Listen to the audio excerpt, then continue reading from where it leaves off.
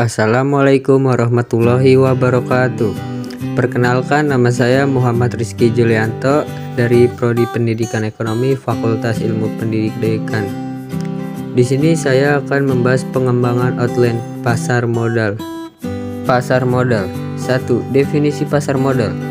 Pasar uang dan modal merupakan pasar di mana dipertemukan antara permintaan dengan penawaran akan dana. Di dalam pasar modal, instrumen yang diperdagangkan adalah berjangka panjang seperti saham dan obligasi, dan instrumen tersebut mempunyai variasi dan macam sesuai dengan perkembangan keadaan perekonomian serta kompleksitas perusahaan yang bersangkutan. Realisasi pasar ini sudah ada sejak sebelum perang dan perkembangannya mengalami pasang surut. Dan pada saat sekarang, Bursa Efek di Jakarta merupakan pasar modal. 2. Unsur pokok pendukung pasar modal itu ada 4. Yang pertama, adanya perusahaan atau lembaga usaha lainnya yang menawarkan saham atau obligasi kepada masyarakat dan telah memenuhi syarat-syarat yang diperlukan. 2. Adanya masyarakat investor, lembaga investasi seperti asuransi, dana pensiun, dan sebagainya yang bersedia membeli saham atau obligasi. Yang ketiga, adanya lembaga pasar modal yang dapat mempertemukan untuk permintaan dana atau demand of funds dan penyedia dana atau supply of funds. Dan yang keempat, adanya perantara dan pedagang efek yang berperan sebagai lembaga penunjang pasar modal. 3. Peranan pasar modal. Yang pertama, meningkatkan partisipasi masyarakat dalam kegiatan usaha. Hal ini merupakan perwujudan dari usaha pendemokrasian cara berusaha. 2. Meratakan pendapatan masyarakat dari hasil pembangunan itu. 3. Menyehatkan pengelolaan perusahaan sesuai dengan asas-asas keterbukaan perusahaan. 4. Memobilisasi dana masyarakat yang akan saling menunjang dengan pengembang kegiatan usaha yang memerlukan dana. 4. Persyaratan objektif untuk pasar modal. Kondisi pasar yaitu 1. Stabilitas politik dan kebijaksanaan yang jelas dan tegas dari pemerintah yang menginginkan adanya suatu pasar modal yang mantap.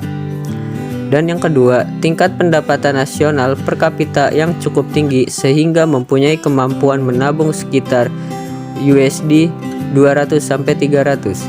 Yang ketiga, kegiatan industri yang aktif dan berkembang. Kondisi khusus. 1. Tersedia stok atau saham yang stabil, menarik dan memberi hasil yang mantap dari beberapa badan usaha atau bank, perusahaan pemerintah atau perusahaan swasta lainnya, serta tersedia sejumlah stok atau saham yang terdaftar dalam jumlah yang cukup lebih dari 50. 2. Tersedia cukup pembanding di antara penghasilan stok atau saham dengan pinjaman bank, deposito, obligasi pemerintah atau obligasi perusahaan swasta. 3. Adanya sejumlah perusahaan di antara penghasilan stok saham, sejumlah pedagang perantara dalam saham lebih 20. Adanya bursa yang non-profit yang salah satu anggota direksinya mewakili kepentingan masyarakat luas. Dan yang kelima, adanya 1 undang-undang pasar modal dan 1 lembaga administrasi yang berwenang menangani pengelolaan pasar modal. 5. Operasi pasar modal yang efektif. 1. Pendemokrasian pemilikan modal dan manajemen perusahaan. 2. Penyelenggaraan diversifikasi sumber-sumber di mana perusahaan dapat menarik modal dan memperkuat posisi keuangan perusahaan. 3. Perluasan pasar modal yang secara langsung terkait dengan program dana atau modal dalam negeri. Media edukasi. Di sini terdapat media edukasi, ada 5 menurut saya itu. Ada 5 sumber YouTube yang terpercaya menurut saya. Yang pertama itu ada Indonesia Stock Exchange, dan yang kedua Galeri Investasi UG, IDX Channel, keempat Jasa Keuangan, dan yang kelima itu Komunitas Panen Saham.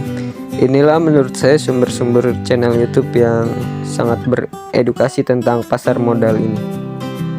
Tujuan pasar modal: membuka peluang bagi masyarakat untuk berperan dalam pertumbuhan ekonomi, menyediakan wadah investasi bagi masyarakat. memberikan jalan bagi perusahaan untuk menjadi perusahaan go publik, sehingga perusahaan dapat memperoleh sumber pendanaan dari masyarakat pemodal atau investor tanpa uang. Manfaat pasar modal. Yang pertama, dapat menghimpun dana dengan jumlah yang besar. 2.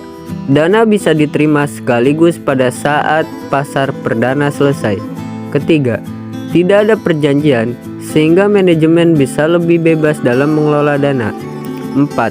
Solvabilitas perusahaan tinggi sehingga memperbaiki citra perusahaan.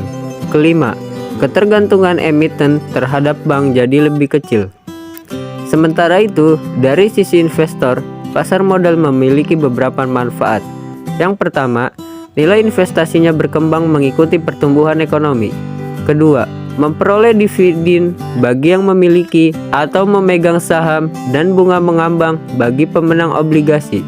Ketiga, dapat berinvestasi dalam beberapa instrumen sekaligus. Ya, itu saja yang bisa saya sampaikan tentang pengembangan outline pasar modal. Kurang lebihnya mohon maaf, atau bila ada salah-salah kata mohon dimaafkan, atau penyampaian yang kurang bagus. Ya, kurang lebihnya mohon maaf. Wabillahi taufik wal hidayah. Wassalamualaikum warahmatullahi wabarakatuh.